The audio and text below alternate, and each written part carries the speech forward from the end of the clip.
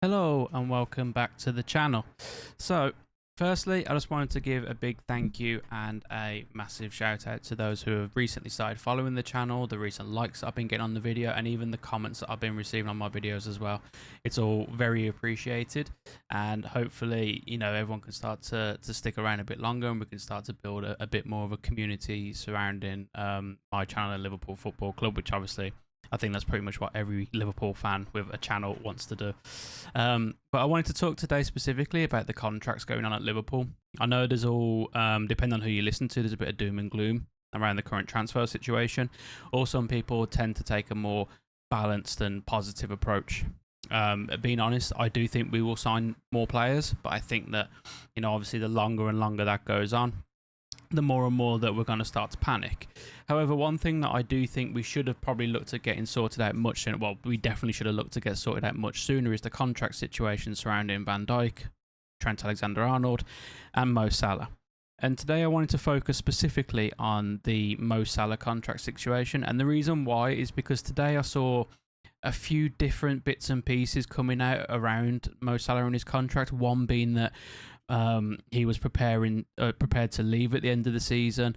One that he hadn't made up his mind what he wanted to do, and one that he wanted.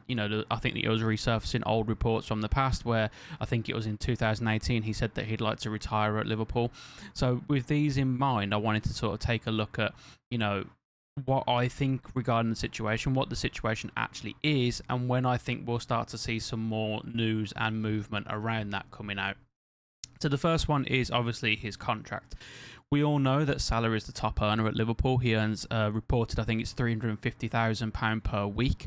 And I think from Salah's point of view, at being, I think, 32 years old now, he can still command a high contract. I think that is even more evident with the fact that, the amount of money that he could earn if he went to, say, a Saudi Arabia team.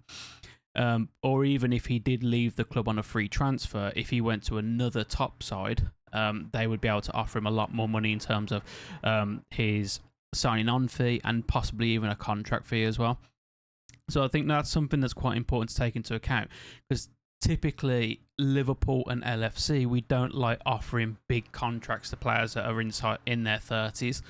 So I think that, whilst there was this whole kind of hoorah around the club when Salah was signing his 3-year contract about, whether Liverpool would pay it, whether we should cash in, and so on and so forth. I think now that he's approached, now he's in his 30s, would Liverpool be prepared to offer the same salary, more salary? How many years would we look to offer on that contract? I think these are all big things which, the club and Mo Salah need to sit down and really talk about. The other thing I wanted to think about was, well, who is to blame? So I'm seeing that Michael Edwards, Richard Hughes, FSG are all starting to get the blame for these contracts not being sorted. And I kind of wanted to defend, so to speak, Edwards and Hughes at the moment and say, well, they only recently joined the club. I know it's been a couple of months, but normally what we tend to see is when a player starts to reach that last 2 years of the contract, deals start to get put in place, they get talked about, and then we start to see contract renewals at that point. So the fact that these three people were allowed to enter into the last 12 months with nothing happening last season suggests something went wrong before. And whilst I'm not a big fan of saying this person's to blame or FSG is to blame or the manager's to blame, I think that this does need to be looked at internally to see, well, how have three of our biggest stars been able to run down that? When you think, Liverpool, under the Klopp era especially, Mo Salah, Virgil van Dijk, Trent Arnold, those have been, the three players that have been real standout. And then when you combine Alisson into that, those are our world-class stars. And I think that no matter what way you look at it, allowing three of our world-class stars to run down their contract into the final 12 months is something that, if they were all to go for free at the end of the season, it would be unforgivable, I think, 100%. I did speak previously that I'm kind of almost resigned to the fact that we will lose one of them. and I think that we will tie up the deals for the other two. But we've put ourselves in a very bad bad situation in terms of we could essentially lose all three, and then be left with our only genuine world class start, in my opinion, being Alisson. And then obviously with the sign of Mamadashvili, what does that mean for him? In the coming years, or however long, until we start to think about bringing Mamadashvili into the Liverpool squad. Because obviously Mamadashvili is not going to come and want to play backup. He's going to want to be the number one choice. So it does ask a lot of questions, and also brings, a lot of sort of negativity around whoever it was that allowed their contracts to run down this low. And then a few other points that I wanted to start talking about is who would be interested in Salah. So obviously we've heard a lot of talk about him going to Saudi. There was the whole 150 million pound offers that were rejected previously. And I think, whilst I do think that Saudi Arabia is an option for him, I think even if you look at, say, the Ipswich game at the start of the season, I know it's the first game of the season. I know it was against a newly promoted team. But when you combine that with his performances in pre-season, how sharp he looks, how he keeps himself in shape, I don't see any reason why Salah can't go and join any club in Europe. I think a club like PSG would love to get him. I think a club like Barcelona would love to get him. I think there's even an argument for a club like Real Madrid potentially wanting him. Even in if you was to just look at it in isolation of just the UK alone. Whilst I do think Mo Salah, he has that loyalty, so therefore the chance of him going to someone like a Man United or a Man City might be a negative. There's not going to be any shortage of clubs that are in there throwing their contract offer on the table to see if they can get him on a free. I'm thinking the likes of, I think Arsenal's a bit more of a difficult one, because obviously their position with Saka, but for example, Chelsea would love to sign him, Tottenham would love to sign him, Villa and everyone else down. So it's not just Saudi Arabia that we can be fearful of at the moment. I think whilst they probably could offer the most amount of money for him, there's nothing to say that he won't go back to Italy. There's nothing to say that he won't go to Spain and try and win something over there. And even, Paris, PSG, the amount of money they could offer him as well, he could be tempted to go and play in France for, a year or two before going to Saudi Arabia at the back end of his career. And I think that, when he has that many offers on the table, even if Liverpool were one of their teams to throw their hat in when it came to him being able to open discussions with other clubs, are we a favourable position there? For example, would he want to stay and fight at Liverpool under a new manager? Or would he rather go and try his hand perhaps playing for a team in La Liga where he has the chance to win the league over there, or even compete for the Champions League over there? I think there are big questions that need to be asked around that. So the other thing as well is that obviously with his contract running down into the final year, we need to be worried from January, because that's when he can start discussing with other clubs. And then this will, I suppose, call on Salah and his sort of integrity and commitment to Liverpool. If he was to, say, for example, sign a pre-contract agreement with, let's say, for argument's sake, Real Madrid, would then his last 6 months, will he be as committed as he's ever been for Liverpool, with the potential? Obviously we know that players that get into their later years, they're more susceptible to injuries. Would he want to potentially, pick up an injury that could affect the start to his next season, or something, that could even be a bit more long term? Or would we start to see a bit, Salah backing out of challenges, maybe not being as committed as normal, maybe not being ready for every single game? I'm not trying to say that I think for a single second that Salah is that kind of player. I think that since we've signed him, he's been nothing but an absolute professional. You just need to look at the condition that he keeps himself in during pre-seasons and things like that to know that he is a professional. Personally, I think that if he was to sign a pre-contract somewhere else, that wouldn't affect his commitment to Liverpool for the remainder of his contract. I think he would want to bow out on a high, and I think he would want to, keep the Liverpool faithful on side. Then I also wanted to take a look at a few stories that I'd seen. So I was looking at the Liverpool Echo, and I was looking at what Slot's opinion on Mo Salah is, and then what Salah's thoughts on Slot's are. Because the way that they word these kind of things, it can make it seem either all positive and rosy or doom and gloom, and we should all start panicking. So the part that I was interested in was when after the Ipswich game, Slot was interviewed and asked about whether or not he'd made up his mind on Salah's future at the club, and he said, "If I see what Salah does to keep his body as it is, to be ready to play every game, then I think there are many more years inside of him to play. But I'm looking now at Brentford and not at the end of the season. I don't believe in individuals. I believe more in the team. Mo can score goals because of good runs from other players or because of build-ups from the team. So I think Mo also needs the team." And I think when you look at that, it's, in my opinion, it's a very neutral take on the Salah situation. So on one hand, he's saying he's got many years left to play, which kind of opens up the idea that, Liverpool potentially would be more willing to offer him that big contract, or maybe even a contract that's going for, like, say, 3 years and keep him until he reaches, like 35 years old. But then saying, like, focus on the Brentford game. He believes more in the team than individuals, saying that, Salah also needs the team. It's kind of balanced. I think it's almost a way of saying, like, let's not panic here. At the end of the day, I think it's a balanced thing that's almost designed to kind of keep the fans happy, keep everything calm, keep it all, quite close to his chest in the terms of, whilst we do have Salah, if Slot doesn't think that Salah, if he can offer Liverpool what he thinks they can going forward, maybe he won't sign a new contract. And I think that, it is quite balanced. I don't think there's anything to particularly get alarmed about in here. And then also on Salah's thoughts on Slot, when asked after the game what the differences were basically between Klopp and Slot, Salah said it's quite different. Jurgen was in the team for 8 years. He gave everything. Now it's a new manager and a new system. It's quite different for all of us. We need to adapt. We just need to know how his way of playing and enjoy the football. We don't need to put more pressure on him. We just need to play football and enjoy our games, and then let's see in the end.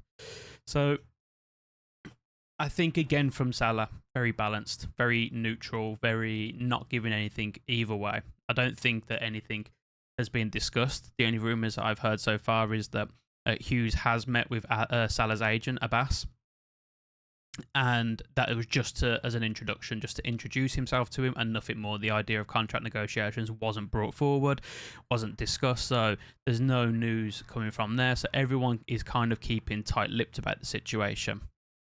The next part is Salah still key to Liverpool? And obviously everyone's going to have their own opinions on that.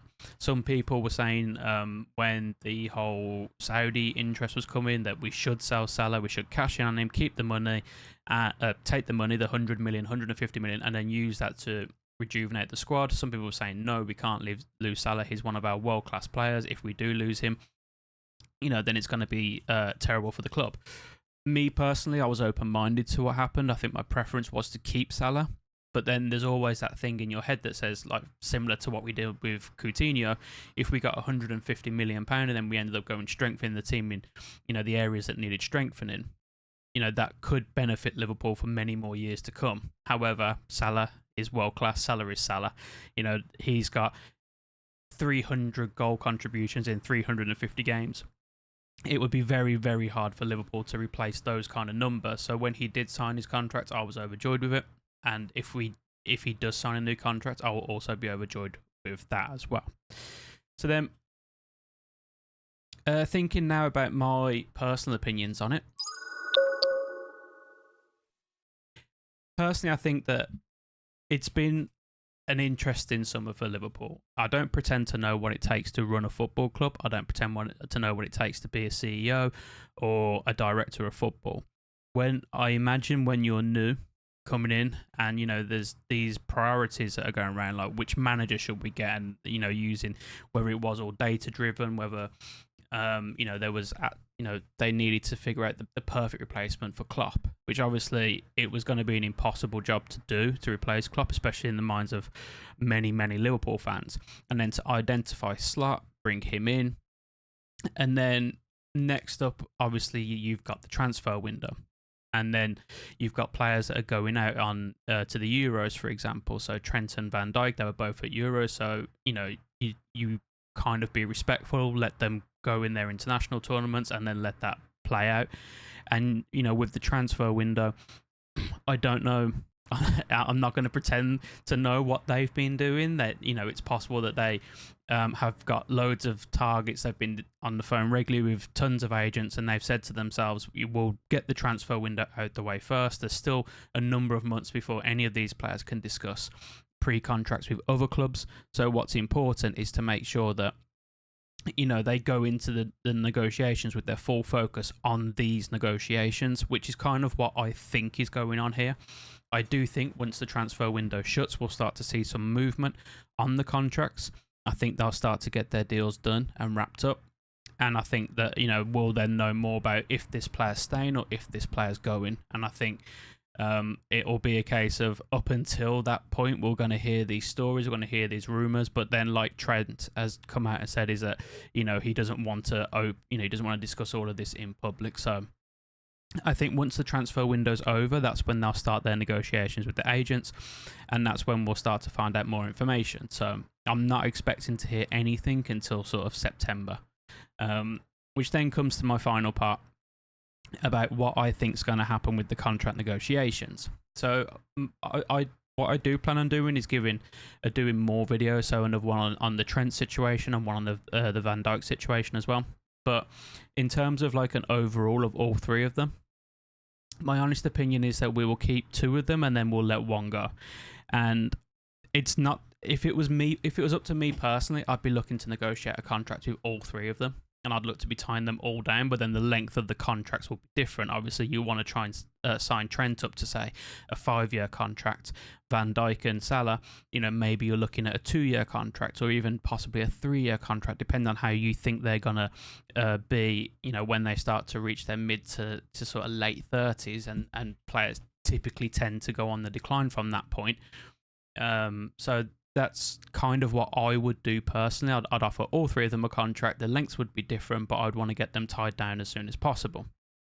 So for me, that's what I would do. But in my head, I kind of see the situation panning out where I feel Van Dijk does want to stay at the club. He's the club captain.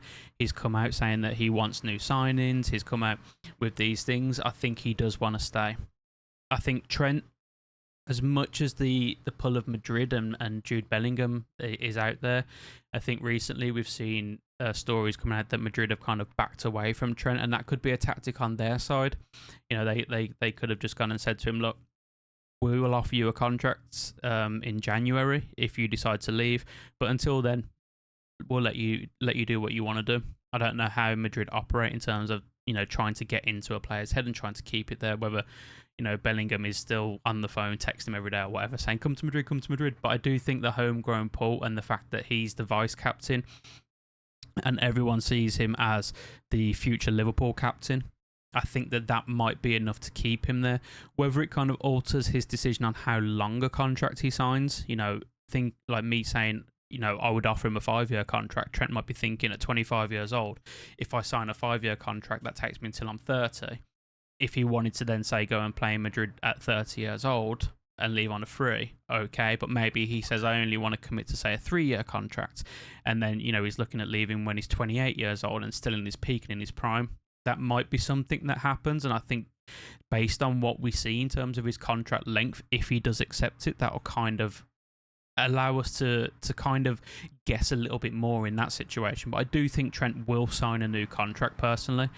Again, I've not seen anything, read anything. I don't know anyone at the club. This is just my personal opinion based on sort of what I kind of think about the players themselves. I do think, you know, Trent, a boyhood Scouser, Liverpool fan, current vice captain, believed he's going to become the future captain. I think that pull might be enough to get him to sign another contract. And then Salah, unfortunately, as I've said in previous videos, he's the one that I'm more resigned to the fact that he's probably going to leave.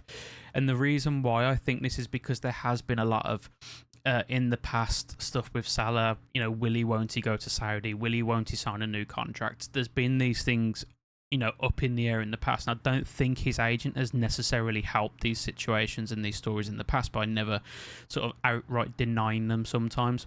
You know, never outright saying that he didn't want to go and join the Saudi Pro League and things like that. I think he's also come out and said things, you know, or it's been revealed that in negotiations he has said to the Liverpool whoever it was negotiating the contract at that time, don't just think that you can let us run it down into the last year of our contract and then sell us. We'll leave on a free, and then that'll mean that they can command a higher sign-on fee from other clubs. So I think when you're working with someone like that, I think maybe he's thinking on, Salah, 32 years old now. Liverpool, let's say, for example, we're willing to offer a maximum of that £350,000 a week. We just give him the same contract for another 2 to 3 years. He might be thinking, yeah, but, you could earn a lot more than that if you were to go to the Saudi Pro League. So that might be the option that he's pushing for. So I think that, those things are the ones that kind of, or that's the kind of thing that gets into my head when I'm thinking who's going to stay and who's going to go. I think, realistically, we can't keep a hold of Salah forever. And I think that when we tied him down to a 3-year contract on £350,000 a week, there was this kind of view in mind from whoever it was doing the contract negotiations with him, that at that point in time he will be 32 years old. At that point in time he may be on the decline. At that point in time maybe we will want to get rid of him then, which kind of, this is something that has infuriated me in the past about Liverpool. When you look at, say, for example, the likes of Alex Oxlade-Chamberlain, Naby Keita, Joel Matip, Thiago, we do tend to let a lot of our players go for free, even though we can get value out of them. And I think if this was an idea in their head last season that, we'll keep Salah and then let him go for free at the end of it, when they could have got £150 million for it, maybe there's something that the club can look at there in terms of actually being able to generate money, rather than us selling our youngsters. When you look over the past, for example, we've sold the likes of Nico Williams, what's his name, Awani, from Nottingham Forest. Clark's gone this season. Carvalho. We seem to make a lot of money in the transfer market from youngsters, but when we get to these sort of older players that are kind of reaching the end of their career, we can't just let them go for free at the end of it. So maybe there's something that we can look at there as a club to sort of do better in that regard. But I hope I'm wrong. As I said, I hope all three of them do sign. I hope all three of them stay. What I would do, as I said earlier on, just to recap, what I would do personally is offer Trent a 5-year contract, and then I'd be looking at a 2 to 3 year contract for Van Dijk and Salah, and then tying those down for that long. I think, when we look at the way that Salah started this season, the way that he was playing in pre-season, like he may have lost a bit of pace, but he still adapts his game every single year. We see him getting more and more assists now. We've seen his little Travella passes, flying out to the players up front. And I think when you have a player like that, even if he does start to lose more pace in the future and he's not that explosive winger anymore, he's not going to lose his ability to goal score. He's not going to lose his ability to create chances and set up chances for other players, even when he starts reaching 33, 34, 35 years old. So I'd sign him down. And Van Dijk, another one. I think Van Dijk's sort of 33 years old now, but he's still, in my opinion, the best centre-back in the Premier League. Which when you think, of the likes of, we do have the, say, Salibas and the Diazes and players like that in the Premier League, to still have Van Dijk at the top of that list, in my opinion. I know fans from other clubs would disagree, but when you've got him at the top of that list, and then you've got this new system in place with Arne Slot, whereby it's a lot more controlled and a lot more, keeping possession of the football. You're not going to be relying on Van Dijk having explosive pace, even though he is still quick, to be fair. But you're not going to be relying on that so much now going into the next couple of seasons. So I think he could still be at that top level. Even if he's not considered like to be world class at 34, 35, he's still going to be very, very good at that age. And I think even at that age, he's still better than the next player below him in the Liverpool sort of pecking order. So that's my opinion, and obviously Trent is Trent. The best attacking right back in world football at the moment. 25 years old, he's at his peak. You look at the pass that he played to Mo Salah against Ipswich. You look at his ability with the football in terms of being able to spot a pass and play. You look at the cross for Diogo Jota against Sevilla, the cross that he done for Jota when he missed the header against Ipswich. You need that player in your team. I do like Conor Bradley, And I'm sure that there might be some Liverpool fans out there that will say, well, if we do lose Trent, it means that Bradley can now shine. But I think you'd be stupid to let a player of Trent's ability leave, especially on a free transfer. That I think that would be criminal of the football club. But yeah, that's my opinions on the current contract situation, specifically focusing on Mo Salah. Let me know in the comments below. Do you think Salah signs a new contract? Do you think he leaves? Would you offer Salah a new contract? And how long would you offer him a contract for? And also, answer, if you could tie only 2 of those players down to a new contract, which 2 would you keep and which 1 would you let go? So again, a massive shout out and a big thank you to everyone who's been subscribing recently, liking my videos, commenting on them. And I will speak to you all next time. Take care. Goodbye.